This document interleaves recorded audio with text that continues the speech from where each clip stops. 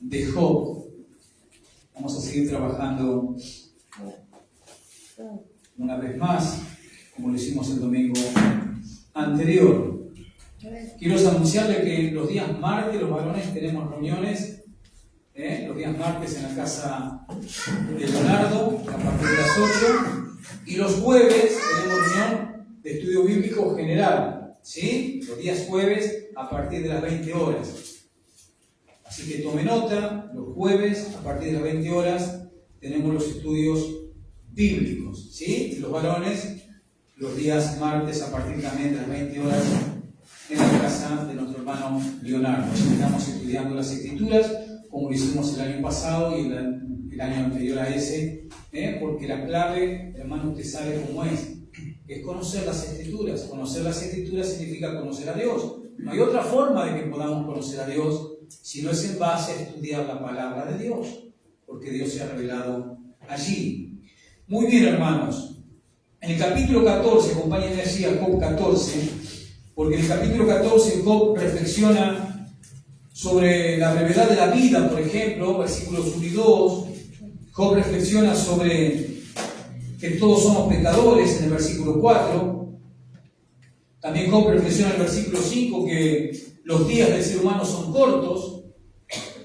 También reflexiona Job en este capítulo 14, del versículo 7 al versículo 12, sobre que luego de toda experiencia que pasemos en la vida, todo ser humano tiene que enfrentar la muerte física.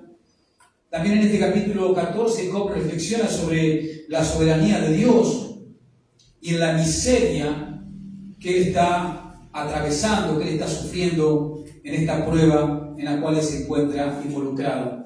Todo eso nos narra el capítulo 14 de Job. Y obviamente que en esta reflexión que está haciendo Job sobre todos estos puntos, Job obviamente llega a realizarse al menos 3 preguntas en este capítulo 14 y que nos vamos a enfocar en esas 3 preguntas que Job se hace después de toda esa reflexión que él ha venido haciendo en todo ese capítulo 14. Y obviamente que estas 3 preguntas que Job se realiza en este capítulo 14, cuando nosotros venimos al Nuevo Testamento, y déjeme decirle que nosotros al vivir de este lado de la cruz, Job vivió del otro lado de la cruz. O sea que la palabra de Dios todavía no estaba completa cuando Job existió, y nosotros existimos en una época donde la palabra de Dios, ¿cómo está? Completa. Entonces, las preguntas que Job se realizaba en medio de su tribulación, en medio de su tragedia que él estaba atravesando, esas respuestas a esas preguntas de Job, nosotros que estamos de este lado de la cruz, que ya tenemos la palabra de Dios completa, nosotros vamos a ver que esas respuestas a las preguntas de Job se cumplen en el Nuevo Testamento, en la obra y persona del Señor Jesucristo. Las 3 preguntas que Job se realiza aquí en el capítulo 14 encuentran su respuesta en el Nuevo Testamento, en la persona y obra del Señor Jesucristo. Y la primera pregunta de ellas está en el versículo 4. En el versículo 4. Siempre estamos en el capítulo 14 de Job. Allí Job se hace esta pregunta. Dice, ¿quién hará limpio a lo inmundo? ¿Nadie? Se pregunta Job. ¿Quién hará limpio a lo inmundo? ¿Nadie? Vemos que en una sola pregunta hay 2 preguntas. ¿Quién puede hacer limpio lo inmundo? Y él se está refiriendo a la pecaminosidad del ser humano. El ser humano es inmundo por su pecado. Entonces Job se pregunta, ¿quién hará limpio lo inmundo? ¿Nadie? Esa era su pregunta dentro de su catástrofe, dentro de su reflexión que él estaba haciendo.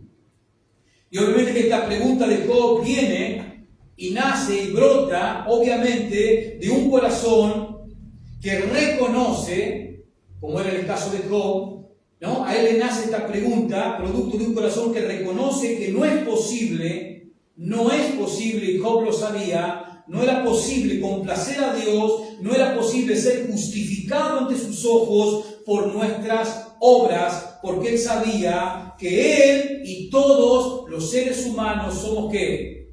Pecadores. En el versículo 5 de este capítulo 14, Job entiende que él es un pecador. y por ende todo ser humano somos pecadores. Entonces Job hace esa pregunta partiendo de su reflexión, partiendo de su corazón, entendiendo de que nadie podrá ser justificado ante un Dios santo, porque el ser humano es pecador. Él es inmundo por su pecado. Por eso Job se pregunta, ¿quién hará limpio lo inmundo? Nadie. Y obviamente Job, por vivir de aquel lado de la cruz, no tenía la respuesta. Era una pregunta que él se hacía en su desolación total. ¿Quién puede limpiar al pecador? Nadie lo puede limpiar al pecador. Era trágica la pregunta que Job se estaba haciendo en esta reflexión. Ahora bien, cuando nosotros vamos al Nuevo Testamento, al libro de Romanos, el capítulo 3, verso 10, nos encontramos al apóstol Pablo citando un texto de los Salmos, y así Pablo cita en esta carta que le escribe a los creyentes de Roma un texto del Antiguo Testamento de los Salmos, diciéndole a los romanos, no hay justo ni aún uno. O sea que Job estaba bien ubicado en ese punto. Job decía, ¿quién puede limpiar el inmundo? Nadie. Tiene razón Job. ¿Por qué? Porque dice el Nuevo Testamento, la carta a los Romanos, capítulo 3, verso 10, no hay justo ni aún uno. Pero si nosotros vamos al libro de los Salmos, al Salmo 51, versículo 5, un salmo escrito por David, después de haber pecado en adulterio con Betsabé, David en ese salmo, donde él reconoce su pecado, donde él está descargando su culpabilidad ante Dios por su pecado, él dice, en pecado me concibió mi madre. David reconoce, el rey David, después de su pecado, reconoce que él ya nace siendo un pecador en potencia.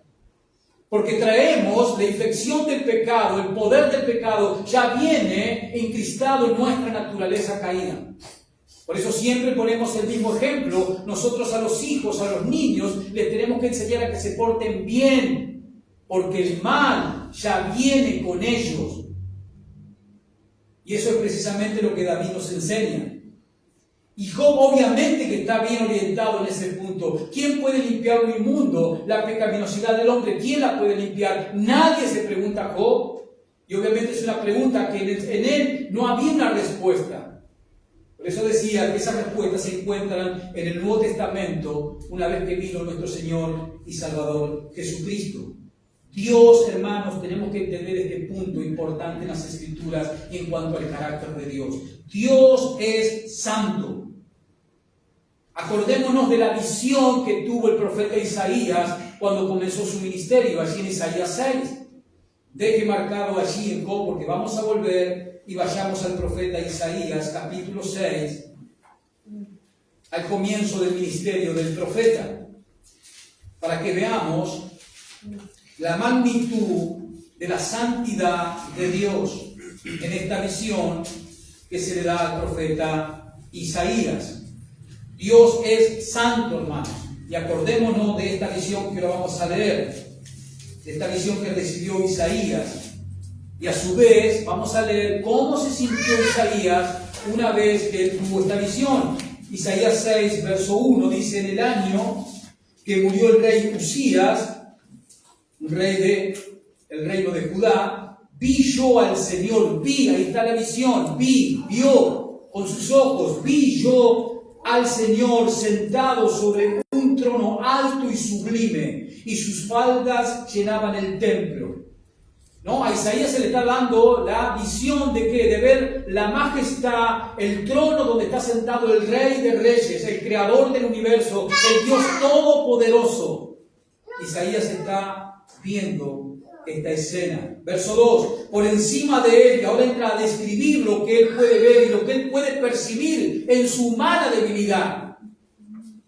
Por encima de él había serafines. Cada uno tenía 6 alas, con 2 cubrían su rostro, con 2 cubrían sus pies y con 2 volaban. Verso 3, y el uno al otro daba voces diciendo, ¿qué decían estos serafines que estaban en el trono de Dios? ¿Qué decían? Santo, santo, santo, Jehová de los ejércitos. ¿Cómo es Jehová? ¿Cómo es Dios? Santo, santo, santo. Toda la tierra está llena de su gloria. Y es verdad, ¿Está la tierra llena de su gloria? Nosotros cuando miramos el planeta, cuando miramos la naturaleza, cuando miramos las montañas, las quebradas, los cañones, lo que sea, el océano, lo que sea, podemos ver que la gloria de Dios derramada para crear semejante cosas magníficas. Cuando nosotros miramos el universo, veamos las estrellas, los planetas, los astros, las galaxias, cuando miramos el colorido, la belleza de todas esas cosas, tenemos que llegar a la conclusión, aún sin conocer la Biblia, tenemos que llegar a la conclusión de que tiene que existir una mente creadora. Cuando nosotros miramos nuestro cuerpo ser humano, cómo está sincronizado, cómo funcionan sus órganos, sus funciones, tenemos que llegar a la conclusión de que tiene que existir una mente creadora. Y cuando venimos a la Biblia dice, sí, existe una mente creadora, Jehová de los ejércitos. Pero ahí está el mundo, ahí está la humanidad caída, como dice el Salmo 19. Dice el necio en su corazón, no hay Dios. A pesar de todas las evidencias que están por todas partes. Brotan las evidencias, brotan los testimonios en la misma creación. La misma creación le dice al ser humano que existe Dios. Sigue diciendo Isaías, verso 4, y los quinciales, esto es cimiento, y los quinciales de las puertas se estremecieron con la voz del que clamaba. Y la casa se llenó de humo. Verso 5, entonces dije yo, escuche la reacción de un ser humano. Estamos hablando del profeta Isaías, que el profeta Isaías, humanamente, una persona justa. E Isaías vivió en medio de una sociedad judía totalmente pervertida y pecaminosa. Isaías sobresalía en esa sociedad por ser un hombre creyente en Dios y justo. Pero a pesar de eso, en esta visión, fíjese en el verso 5, cómo se siente este hombre ante semejante manifestación de santidad. Verso 5. Entonces dije, este es Isaías el que va a hablar ahora. Entonces dije, ay de mí que soy muerto. Isaías está diciendo, ay de mí que ahora sí la gloria de Dios me va a matar. Soy hombre muerto. Ay de mí que soy muerto, porque siendo hombre, ¿cómo?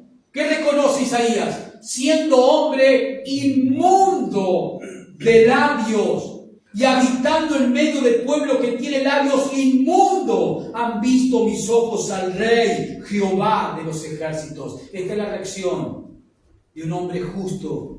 Un hombre que cree en Dios, pero ante la visión de la majestad, de la santidad de Dios, él pudo contemplar ¿qué? Su pecaminosidad. Por eso, hermanos, si tú cuando has venido a la Biblia hasta el día de hoy, si tú has venido a las Escrituras, si tú estás estudiando las Escrituras, y escúchame lo que te voy a decir, y hasta el día de hoy tú no te has visto pecador, tú estás en un gran problema. Porque la palabra de Dios nos muestra que la gloria de un Dios santo y poderoso.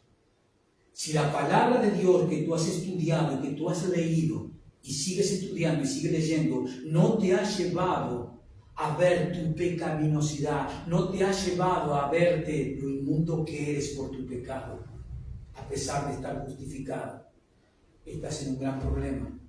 Este hombre justo, este hombre de Dios, al contemplar la santidad de Dios, es lo que llegó a comprender de que era un pecador y que la misma gloria de Dios lo iba a matar en ese mismo momento. Ahí comienza el ministerio del profeta Isaías, que su registro bíblico, su registro escritural, está compuesto por 66 capítulos.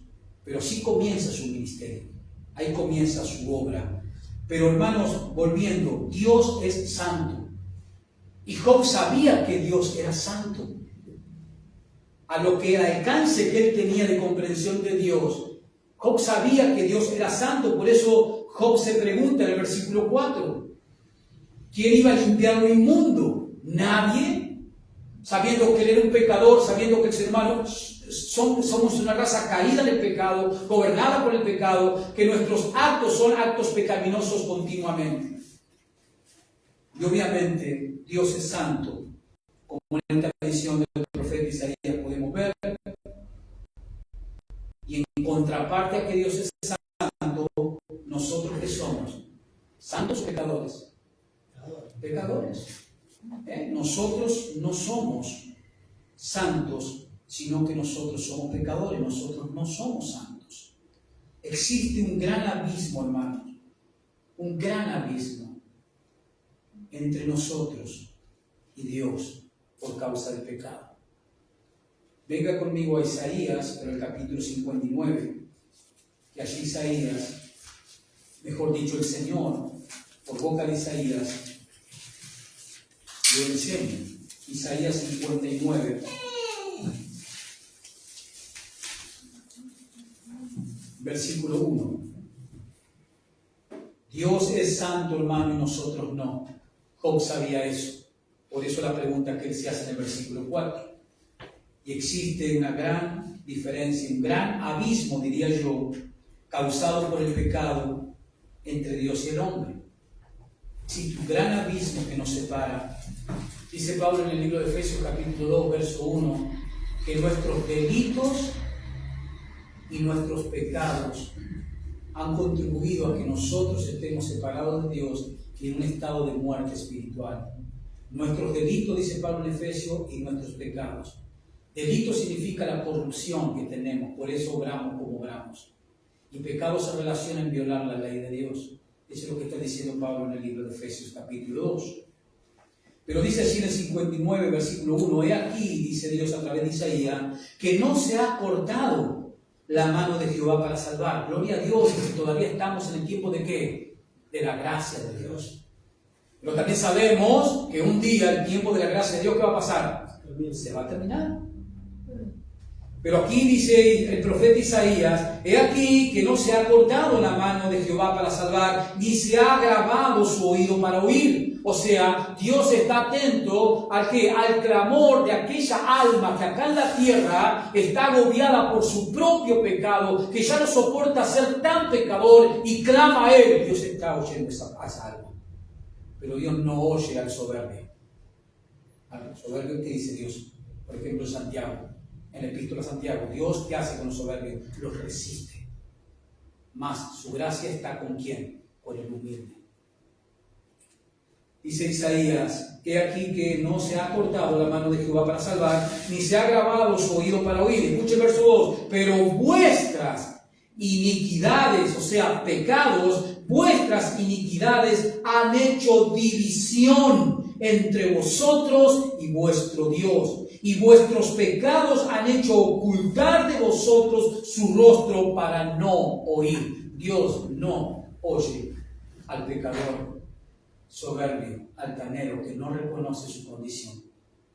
Pero el pecado ha hecho división. Claramente existe un gran abismo causado por el pecado entre Dios y el ser humano, entre Dios y la humanidad. Eso es lo que nos está diciendo Isaías en este capítulo 59, versículo 2 más precisamente.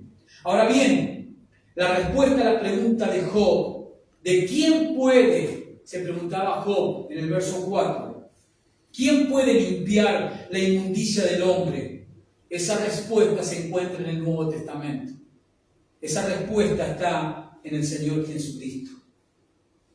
Porque Jesucristo, el Hijo de Dios, se encarnó ¿para qué? Para pagar el castigo por nuestros pecados. Y a cambio nos ha dado su vida justa.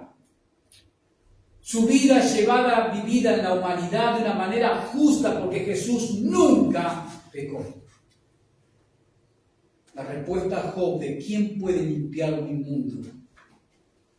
La respuesta es y se encuentra en el Señor Jesucristo, quien ha pagado el castigo por nuestros delitos y pecados, y a cambio nos ha dado su justicia, haciéndonos aceptable a los ojos de Dios. Venga conmigo a 2 de Corintios capítulo 5, como el apóstol Pablo enseña esta verdad, esta doctrina de la sustitución. 2 de Corintios capítulo 5.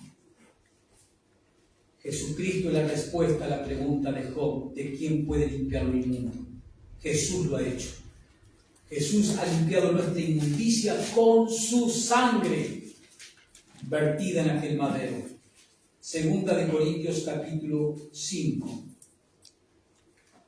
versículo 21, que es el último versículo de ese capítulo. Fíjese lo que nos dice el apóstol Pablo. Segunda de Corintios 5, 21. Al que no conoció pecado. ¿Quién es? ¿A quién está haciendo alusión Pablo? Jesús. A Jesús. Al que no conoció pecado. Entre paréntesis ponemos Jesús. Por nosotros. ¿Quién es el nosotros? Los creyentes, los que creen. Por nosotros lo hizo pecado. ¿Quién lo hizo? Dios. Dios a su Hijo Jesucristo, que fue sin pecado, Dios a su Hijo Jesucristo lo hizo pecado, o sea, le cargó todo nuestro pecado, todas nuestras iniquidades, todas nuestras inmundicias que hemos cometido en nuestra vida. Y lamentablemente, las que vamos a seguir cometiendo, lamentablemente. Al que no conoció pecado, por nosotros lo hizo pecado, con un propósito. Ese para es un propósito. Para que nosotros, o sea, los creyentes, fuésemos hechos justicia de Dios en Él, en Jesús. Para que nosotros seamos justos, para que nosotros seamos declarados santos, justos, sin pecados, por haber sido vestidos con la justicia de Cristo Jesús. Job se preguntó, ¿quién va a limpiar el mundo? ¿Nadie? En el Nuevo Testamento aparece el Hijo de Dios encarnándose, como dijo el mismo Señor Jesucristo durante su ministerio. Y aquí vengo, Dios. Y el autor de la carta a los Hebreos nos recuerda esa voluntad de Jesús. Sacrificio de animales no existe. No te agradaron, mas he aquí nacido un pueblo. Aquí vengo, Dios, para hacer tu voluntad. Cristo nació. ¿Para qué nació Jesús en Belén? Para morir. Jesús vino con el propósito único y exclusivo de entregar su vida en sacrificio para limpiar lo inmundo, para limpiar y quitar para siempre, no temporalmente, para siempre, el pecado de todos aquellos que iban a creer en Él. Esto es lo que está diciendo Pablo. Al que no conoció pecado, por nosotros lo hizo pecado, para que nosotros fuésemos hechos justicia de Dios en Él. ¿Has creído en Jesús? ¿Es Jesús tu Señor? Cuando decimos tu Señor, estamos diciendo tu amo, tu dueño, tu rey, quien gobierna tu vida. ¿Es ese tu Jesús? Porque ese es el Jesús de los evangelios. Ese es el verdadero Jesús. Entonces tú has sido justificado. Tú has sido recibido en la presencia del Padre. Pero no solo el apóstol Pablo, sino Pedro también. Venga conmigo a 1 de Pedro, capítulo 3, versículo 18. Primera carta de Pedro, capítulo 3, versículo 18.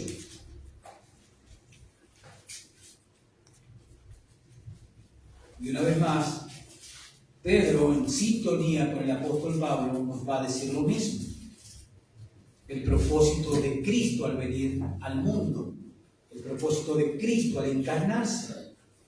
Primera de Pedro 3, verso 18, dice Pedro, porque también Cristo padeció una sola vez. ¿Por qué padeció Cristo? ¿Por qué murió? Ese padecer significa por qué murió, por qué fue sacrificado.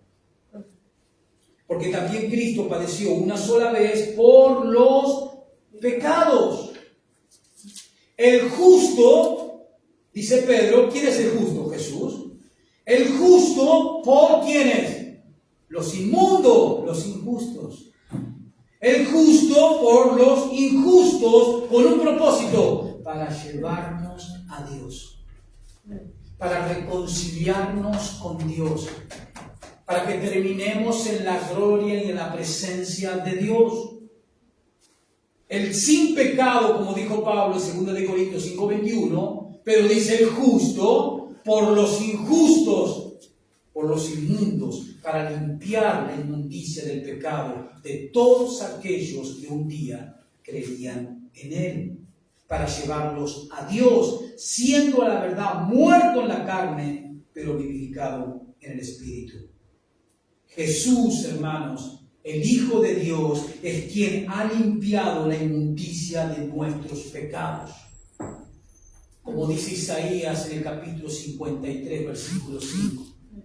Por sus llagas, esa palabra llagas, heridas, por sus llagas, por sus heridas, fuimos, dice el profeta Isaías, hablando del creyente, fuimos nosotros curados, sanados del pecado. Eso también lo dijo el profeta Isaías en el capítulo 53 de su libro, verso 5. Por sus llagas fuimos nosotros curados, por sus heridas fuimos nosotros sanados del pecado, de la inmundicia del pecado. Jesús, hermano, es la respuesta a la pregunta de Job. ¿Quién hará limpio lo inmundo? Dijo Job, versículo 4 del capítulo 14. ¿Nadie? Dice Job, se pregunta. Y si nosotros tuviésemos a Job hoy delante nuestro, ¿qué le diríamos a Job? Tranquilo, Job. Tengo la respuesta a tu pregunta, Job. El Señor Jesucristo, el Cordero de Dios, el Santo Hijo de Dios, dejó su gloria bajo el chiquero a limpiar a todos aquellos inmundos que un día se arrepintieron y creyeron en Él y en su obra. Tranquilo, Job. Hay alguien que puede limpiar mi mundo y se llama el Señor Jesucristo. Volvamos nuevamente al libro de Job y veamos la segunda pregunta que se hace este hombre en su reflexión. Y esa segunda pregunta se encuentra en el versículo 10. Job 14, 10. Y vamos a encontrar la segunda pregunta de Job. Job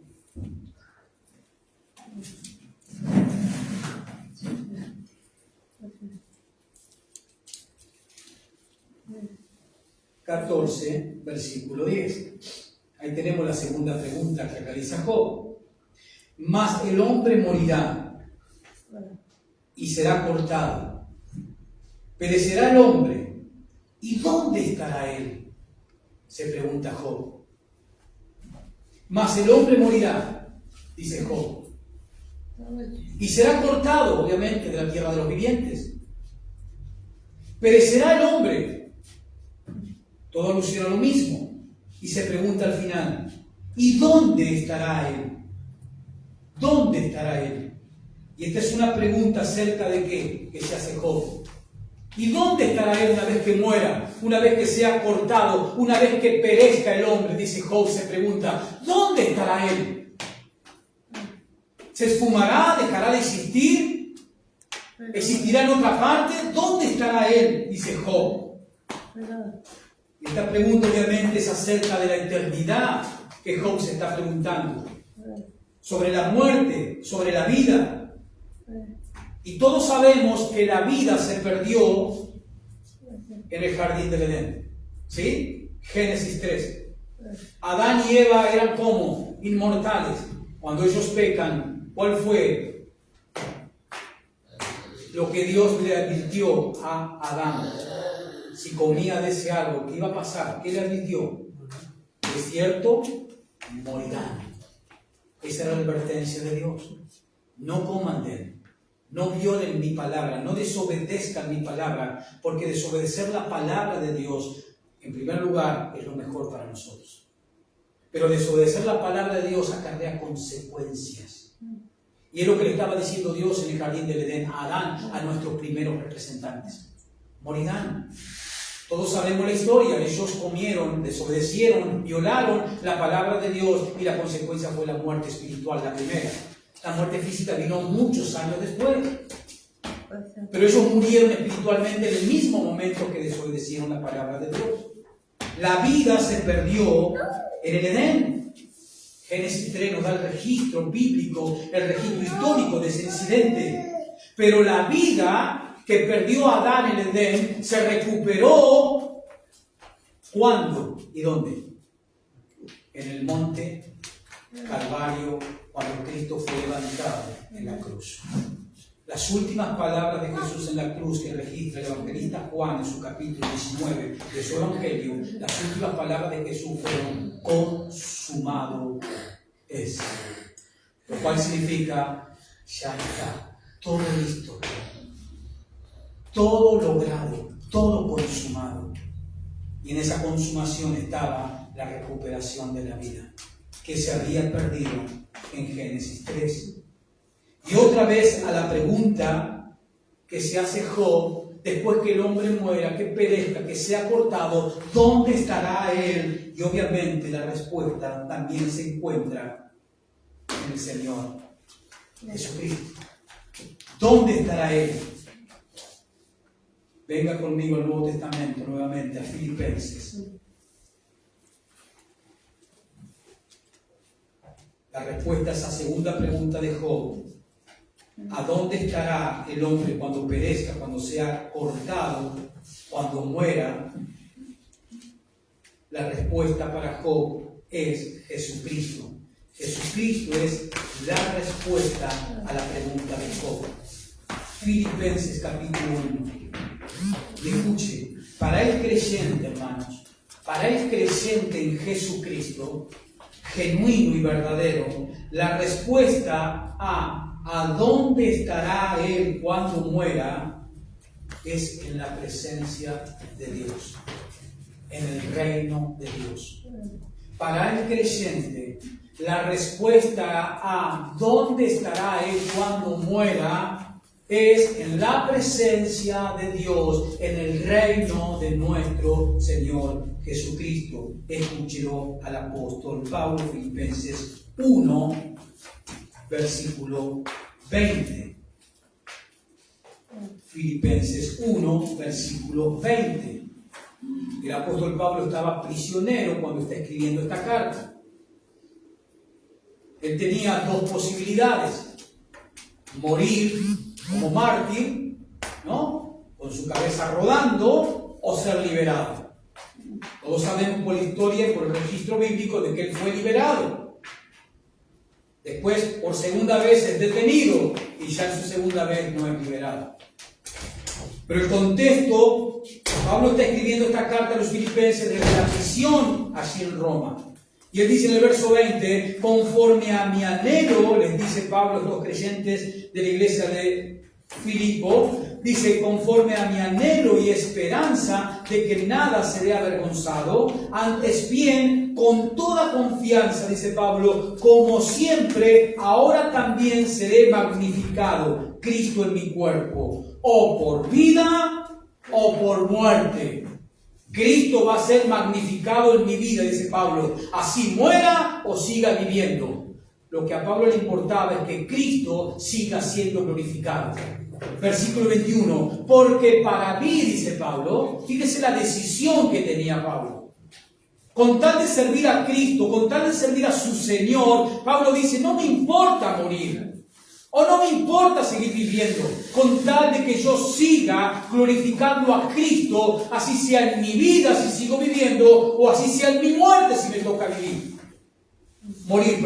Verso 21, porque, dice Pablo, ¿saben qué? Para mí el vivir es Cristo y el morir es ganancia. Y así es como el cristiano tiene que pensar y ver la muerte, no como la ve el incrédulo. El incrédulo ve la muerte como el terror, como lo peor que le puede pasar. El incrédulo, cuando ve un féretro y ve el cadáver ahí adentro, las primeras palabras que vienen a su mente son: pobrecito, pobrecita. Pero nosotros los creyentes, es una ganancia, hermanos, Es una ganancia. Usted se fija la palabra que usa Pablo. Para mí el morir es ganancia. Y ahora te lo va a explicar Pablo en el verso que sigue.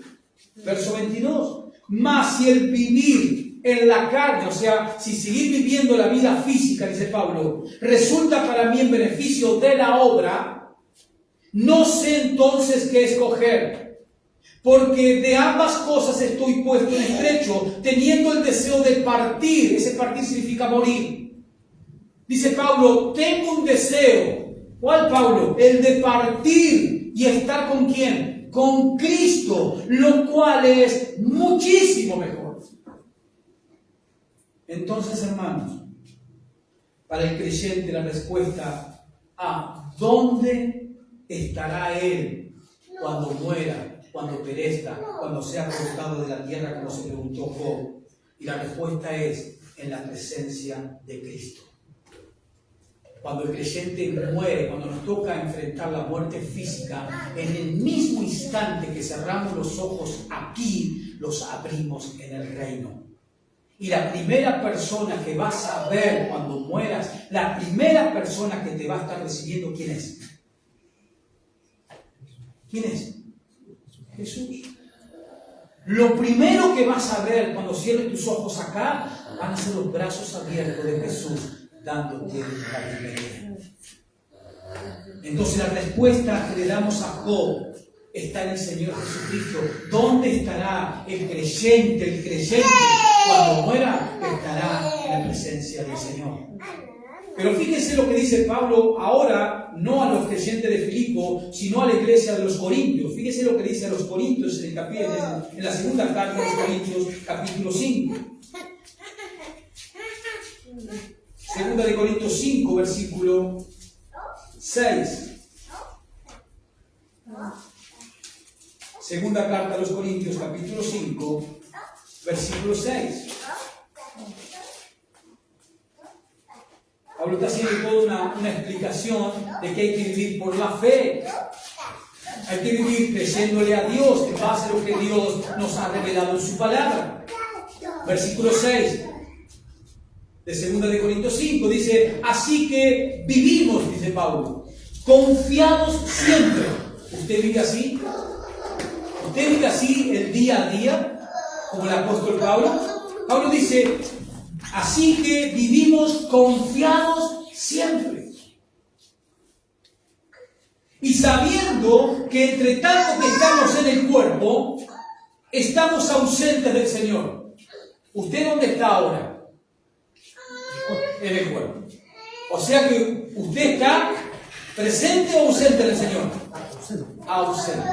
¿Y qué es? Si el arrebatamiento no viene antes, ¿qué es lo que te va a llevar a la presencia del Señor? ¿Qué es? La muerte de la carne. La muerte. Ahora entiende por qué Pablo le dijo a los filipenses: para mí el morir es una ganancia. Porque mientras estamos en este cuerpo físico, biológico, eso significa estar ¿qué? Ausentes del Señor. Pero por ahí hay muchos cristianos que están tan arraigados en este mundo, pero tan arraigados, que ni piensan en lo eterno. Cuando lo eterno no se puede comparar con eso de acá. Por eso Pablo dice: es muchísimo mejor. Allá arriba. Así que vivimos confiados siempre, dice Pablo, sabiendo que entre tanto que estamos en el cuerpo, estamos ausentes del Señor. Porque por fe andamos, no por vista. ¿Cómo andamos ahora que estamos en el cuerpo y ausentes del Señor? ¿Cómo andamos acá en la tierra? Por fe. Por fe. ¿Pero fe en qué? En la palabra de Dios. Yo sé como creyente en Cristo, ¿por qué? Por la fe en la palabra de Dios, yo sé que cuando muera me voy con Jesús. ¿Y por qué digo esa afirmación y tengo esa convicción? Porque creo lo que dice la palabra de Dios. Vivo por fe. Verso 8. Pero confiamos, dice Pablo. Una vez más usa la palabra de confiar. Pero confiamos. y más quisiéramos estar ausentes del cuerpo. ¿Usted alcanza a entender el corazón de Pablo? ¿Qué le dijo a los filipenses? Para mí el morir es ganancia. Y aquí Pablo en el verso 8 dice, pero confiamos y más quisiéramos estar ausentes del cuerpo y presentes del Señor. Pablo tenía muchas ganas cuando estaba en la tierra de qué? De irse. O sea que cuando le cortaron la cabeza le hicieron ¿qué? Por favor. Eso significa vivir enfocado en lo eterno, vivir enfocado en Dios, vivir enfocado en lo que viene. Hermanos queridos, este mundo, usted cuando compra un alimento perecedero, ¿por qué es perecedero? ¿Qué tiene en el paquete o en el tarro? ¿Qué tiene que lo hace que sea perecedero? ¿Qué tiene? Una fecha de ¿qué? De vencimiento. Hermano, este mundo, este universo, también tiene una fecha de vencimiento. Si usted compra 1 kilo de harina, tiene una fecha de vencimiento. Y la pregunta es, ¿quién puso la fecha de vencimiento en el paquete de harina? ¿Quién? El que la hizo. ¿Quién le puso a este mundo una fecha de vencimiento? ¿Quién lo hizo? Dios. Y Dios le puso una fecha de vencimiento. Por eso este mundo se corrompe, se desgasta día a día. No solo nuestro cuerpo se va corrompiendo, no solo nuestro cuerpo se va desgastando, se va arrugando, se va debilitando, o miento,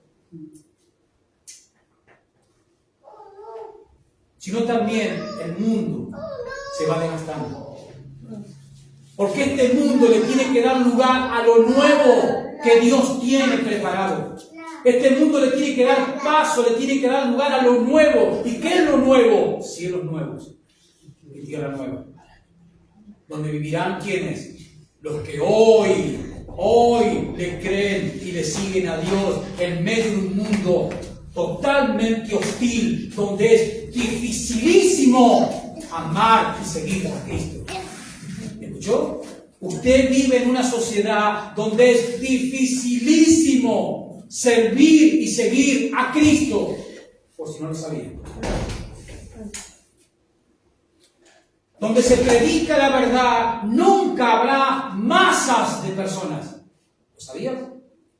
Donde se predica la mentira, habrá multitudes disfrutando. Y no lo digo yo, no es mi reflexión, lo dijo Jesús.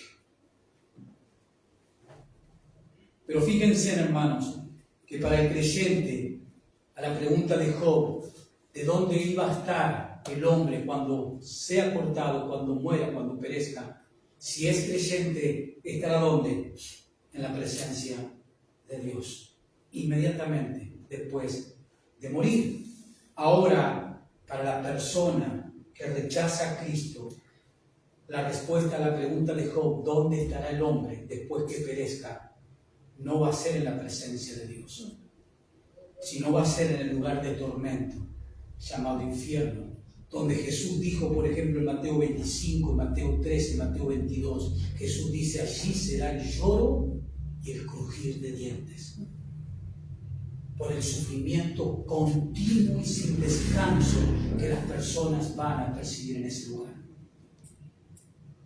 por tener 5 minutos de placer en la tierra, por vivir de una manera totalmente contraria a Dios durante 70 años, 60 años, 50 años, 30, los años que hayas vivido, por vivir satisfaciendo los deseos pecaminosos del corazón y de la carne, van a terminar con una eternidad en el sufrimiento. Las palabras que Jesús dijo, ¿de qué le sirve al hombre ganar el mundo si pierde su alma? ¿De qué le sirve? ¿Cuál es la respuesta a esa pregunta de Jesús? Que es una pregunta en la cual está la respuesta implícita. Jesús dice, ¿de qué le servirá al hombre ganar el mundo? De nada. ¿Por qué? Porque va a perder su alma. Por eso Jesús también nos enseñó que hay que perder. ¿Para qué? ¿Para qué? Para ganar. Vive para hacer la voluntad de tu Cristo. Cada día de tu vida, cada aliento que salga de tu corazón, vívelo al servicio, al propósito de Cristo. Vive para Él y ganarás la vida eterna. Vive para los placeres de este mundo, para las distracciones de este mundo, para las diversiones de este mundo. Vive para eso y perderás la eternidad. Job se preguntó, ¿dónde estará el hombre si es creyente en la presencia del Señor? Job. Y si no es creyente, Job terminará en el infierno.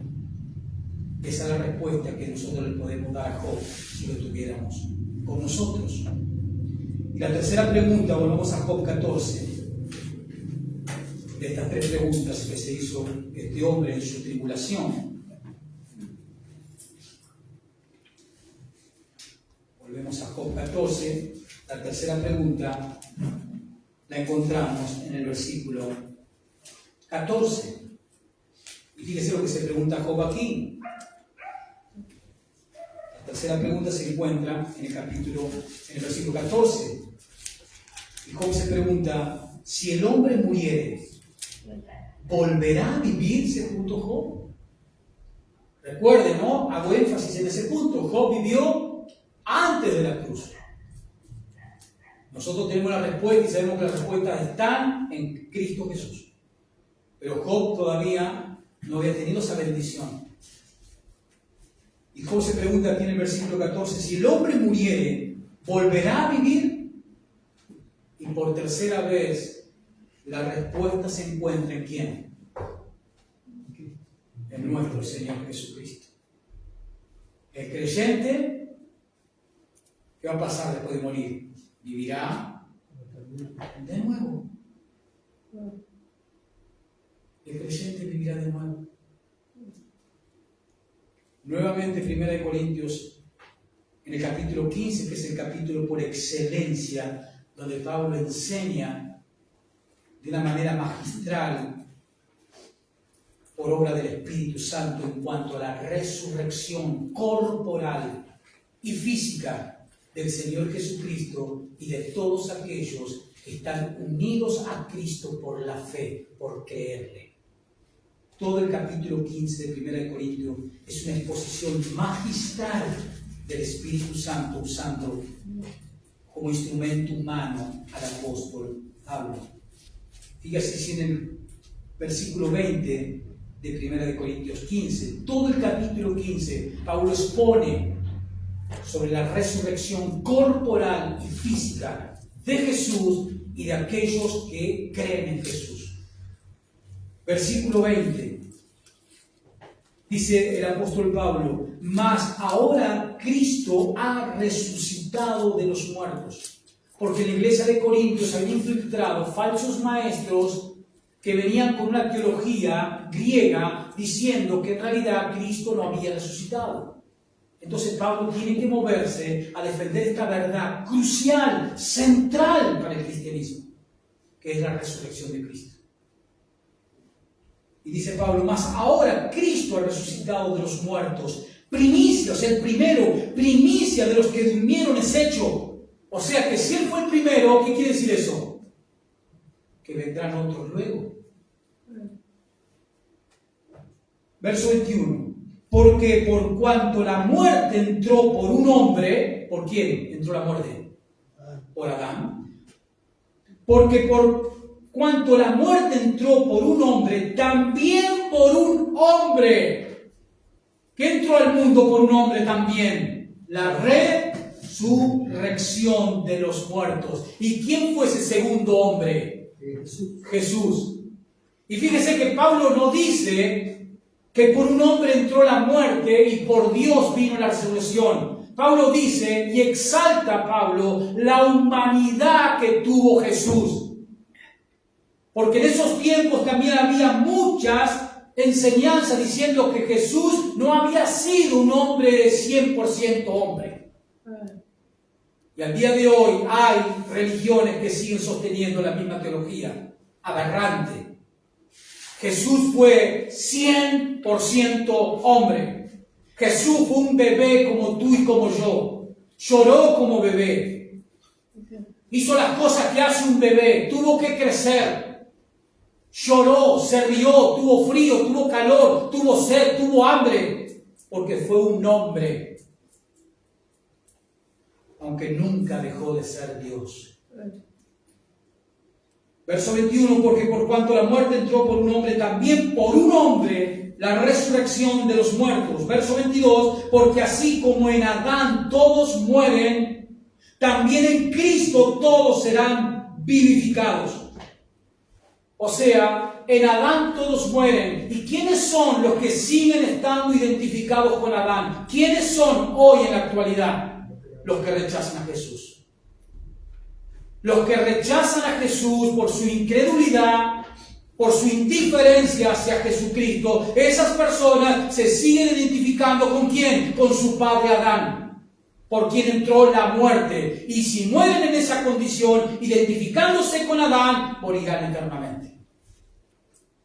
Por eso la importancia en vida, en esta experiencia humana, en vida,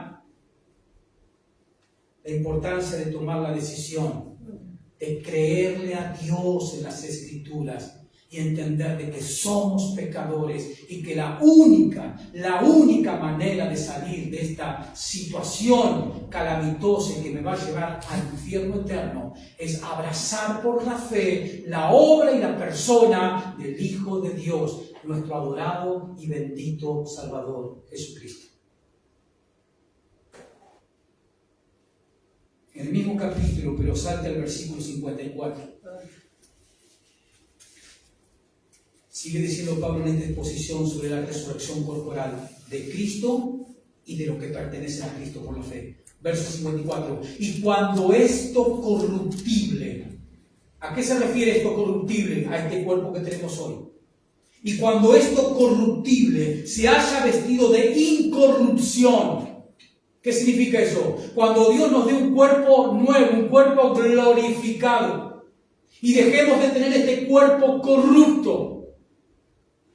Y cuando esto corruptible se haya vestido de incorrupción, y esto mortal se haya vestido de inmortalidad, entonces se cumplirá la palabra que está escrita. Entonces se cumplirá la palabra de Dios con respecto a este punto. ¿Y cuál es la palabra de Dios? Sorbida es la muerte. Sorbida es la muerte en victoria. Verso 55. ¿Dónde está, oh muerte, tu aguijón? ¿Dónde, oh sepulcro, tu victoria? Ya que el aguijón de la muerte es el pecado y el poder del pecado la ley. Mas gracias sean dadas a Dios que nos da la victoria por medio de nuestro Señor Jesucristo. Job se preguntó, si el hombre muriere, ¿volverá a vivir? ¿Qué le diríamos a Job si lo tuviésemos aquí?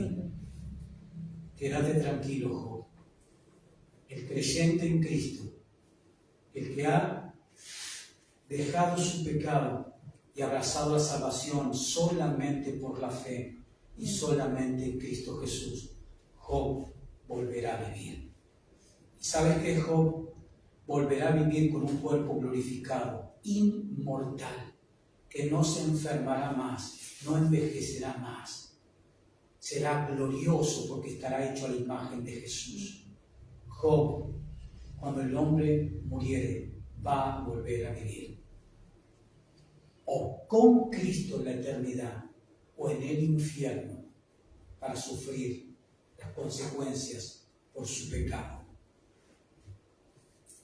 Sí, Job, en Cristo hay resurrección para vida. Amén, hermanos. Amén. Gloria al Señor.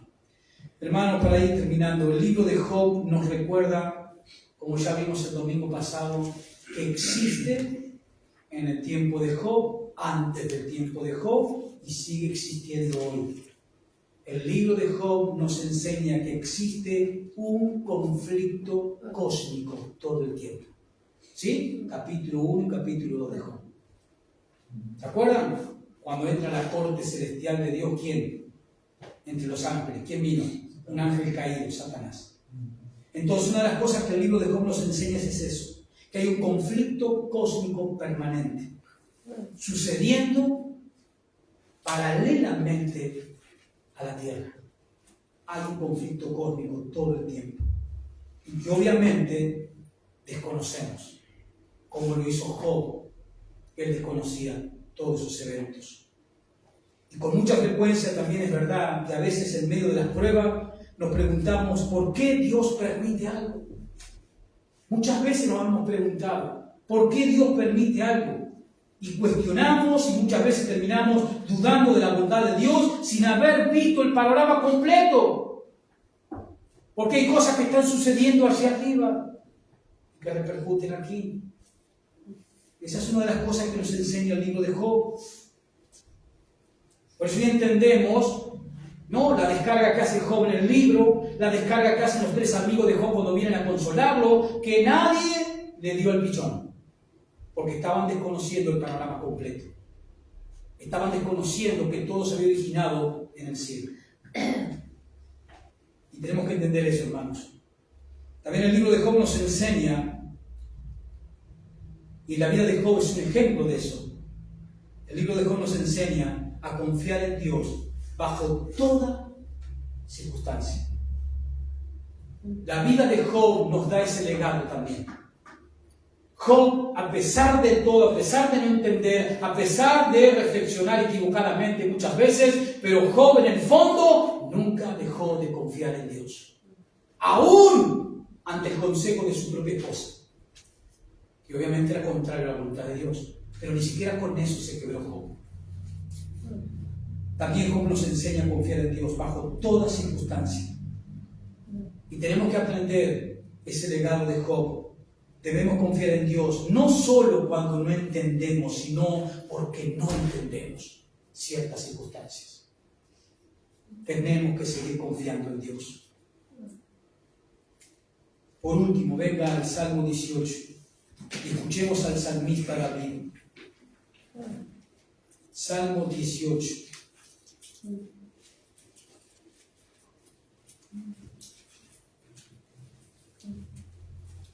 Versículo 30. Fíjese lo que dice David en este salmo. David escribe este salmo que está allí en 2 de Samuel, después de haber sido librado de sus enemigos, de haber sido librado de la mano de Saúl. Y dice David en el versículo 30, en cuanto a Salmo 18, verso 30, en cuanto a Dios, dice David, perfecto es su camino. ¿Qué dice David? Que los caminos de Dios, ¿cómo son? Perfecto. Lo que Dios está haciendo, cómo Dios está llevando adelante en tu vida si tú eres su hijo, los caminos, las cosas que Dios está llevando adelante en tu vida son todas cosas perfectas. Aunque a veces tú no entiendas, aunque a veces tú no comprendas, confía en Dios, porque los caminos de Dios son perfectos. Y si los caminos de Dios son perfectos, entonces podemos confiar en que cualquier cosa que Él hace, cualquier cosa que Él permite, también es que,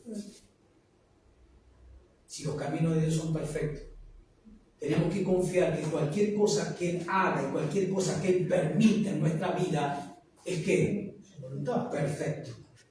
Si sus caminos son perfectos, todo lo que Él haga, todo lo que Él permite en nuestra vida es que perfecto. Confía en Dios.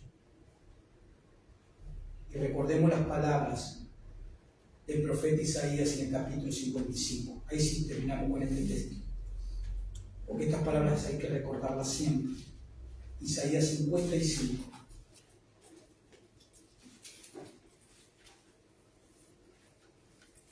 Versículo 8.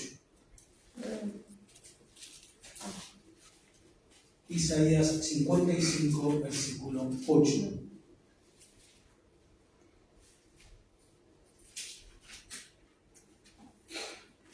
Comienza el versículo 1 con una invitación de Dios a la salvación. Así comienza Dios a través del profeta Isaías, no solamente para los tiempos de Isaías, para los judíos rebeldes, sino para todo ser humano en cualquier parte del mundo. Es una invitación en el versículo 1 del capítulo 55 a la salvación gratuita, por gracia que Dios ofrece. Pero saltemos al versículo 8 y escuche lo que dice el Señor. Porque mis pensamientos, ¿qué pensamientos? ¿Los de quién? Los del Señor. Porque mis pensamientos, dice el Señor, no son vuestros pensamientos, ni vuestros caminos, mis caminos, dijo Jehová. ¿Cómo son los caminos de Jehová? Salmo 18:30, ¿cómo dijo David que eran? Perfectos. ¿Y los nuestros cómo son? ¿Son perfectos? Todo lo contrario. Entonces, hermanos, todo lo que Dios permite en nuestras vidas, en el trato que Dios está haciendo con nosotros, en purificar nuestro carácter, en purificar nuestra manera de ser, para hacernos cada día más parecidos a su Hijo, que es el modelo. Dios está trabajando todo el tiempo, todos los días, en nuestro carácter, en nuestra manera de pensar, en nuestra manera de expresarnos, en cómo actuamos. Todo el tiempo Dios está trabajando por medio de sus caminos perfectos. Y muchas veces, muchas cosas no vamos a entender. Y Job nos enseña a confiar. Todo el libro de Job nos enseña a confiar. Porque los caminos de Dios son perfectos. Porque Isaías dice, mis caminos no son tus caminos. Ni mis pensamientos, dice Jehová, son tus pensamientos. Verso 9. Como son más altos los cielos que la tierra. ¿De verdad? ¿Son más altos los cielos que la tierra? Dice el Señor, como son más altos los cielos que la tierra, así son mis caminos más altos que vuestros caminos, y mis pensamientos más que vuestros pensamientos. En otras palabras, Dios te está diciendo, yo soy perfecto, y tú no lo eres. Confía en mí, cree en mí, espera en mí, entrégate a mi voluntad. Yo soy perfecto, yo sé lo que hago. Te llevaré a un buen fin, a un buen propósito. Solo déjate llevar en las alas del Señor, en Jehová de los ejércitos, en el Dios Santo. 3 preguntas se hizo Job. Y las 3 preguntas tienen sus respuestas en la obra y en la persona de Jesucristo. Esas 3 preguntas que cualquier ser humano incrédulo se puede llegar a hacer, nosotros ya no nos podemos hacer porque conocemos la respuesta. ¿Quién hará limpio lo inmundo?, se preguntó Job. ¿Cuál es la respuesta? El Señor Jesucristo. Cuando el hombre muera, cuando el hombre sea cortado, cuando el hombre perezca, ¿a dónde estará él? Si es creyente, con Cristo en el cielo. Si murió en su incredulidad, en el infierno espera el juicio. Y la tercera pregunta que hizo Job fue, si el hombre muriere, ¿volverá a vivir? La respuesta es, Cristo Jesús. Sí, volverá a vivir, porque en Cristo Jesús hay resurrección de muertos.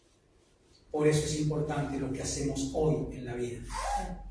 Porque Dios un día nos va a resucitar para que todos rindamos cuenta, como dice Pablo en 2 Corintios, de todo lo que hicimos mientras estuvimos en el cuerpo. Eso dice Pablo en Romanos y en Corintios. Va a venir el día del juicio donde todos tendremos que rendir cuenta. Esas personas que se han muerto habiendo hecho sus fechorías y no haber pagado nunca.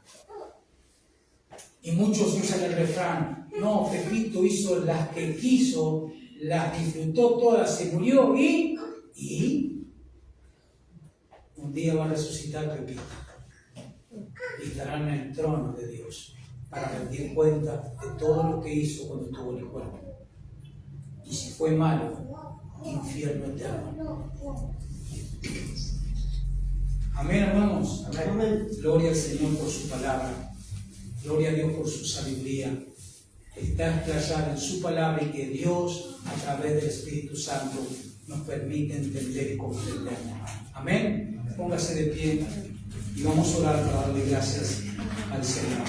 Padre, te damos en verdad muchísimas gracias. En verdad estamos agradecidos, Padre, porque estar delante de tu palabra, estar expuestos a tu palabra, no hay gratitud más grande en nuestro corazón que estar oyendo tu palabra, que estar entendiendo tu palabra por la obra de tu Espíritu Santo.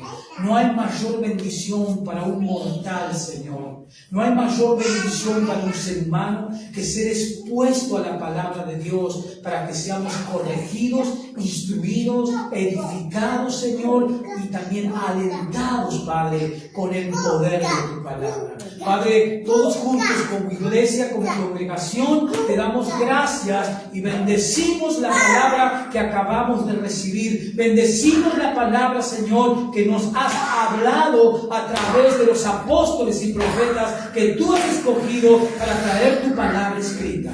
La bendecimos, Padre Santo. Quiero bendecir tu pueblo que está reunido aquí. Bendice con fortaleza física, fortaleza espiritual, fortalece la fe de aquellos, Padre, que están flaqueando. Fortalece, Padre, las economías de cada familia representada aquí. Fortalécenos como iglesia, como hermanos que somos, a vivir como una familia que somos, todos hijos del mismo Padre.